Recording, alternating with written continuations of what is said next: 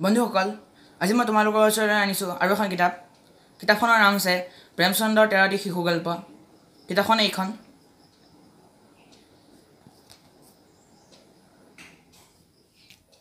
কিতাপখনৰ দাম ৭৫ টকা। কিতাপখন পঢ়ি মই অতিকৈ আমোদ পালোঁ। মোৰ বিশ্বাস যে তোমালোকে এই কিতাপখন কিনিবা আৰু পঢ়িবা, আৰু পঢ়িলে নিশ্চয় এই কিতাপখন ভাল পাবা। কিতাপখনৰ গল্পবোৰ এনেধৰণৰ: কাজাকি, গিল্লি ডাণ্ডা, পঞ্চপৰমেশ্বৰ, পগলা হাতী, কুকুৰৰ আত্মকথা আদিকে ধৰি 13টি শিশু গল্প এই কিতাপখনত আছে। আৰু এই শিশু গল্পখনৰ আটাইতকৈ দীঘল শিশু গল্পটো হৈছে কুকুৰৰ আত্মকথা।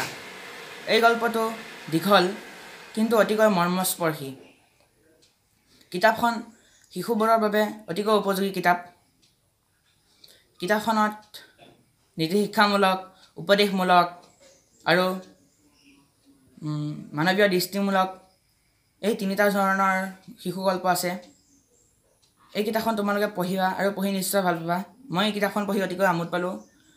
কিতাপখন অনুবাদ কৰিছে গুণ বৰুৱা আৰু সংকলন আৰু সম্পাদনা কৰিছে হৰিকৃষ্ণ দেৱহৰে, আৰু কিতাপখনৰ মূল লেখক হৈছে প্ৰেমচন্দ। আজিলৈ কিতাপখনৰ বিষয়ে ইমানেই। যদি মোৰ ভিডিঅ'টো ভাল লাগিছে, লাইক কৰিবা, শ্বেয়াৰ কৰিবা আৰু ছাবস্ক্ৰাইব কৰিবা। আজিলৈ ইমানেই। Bye bye.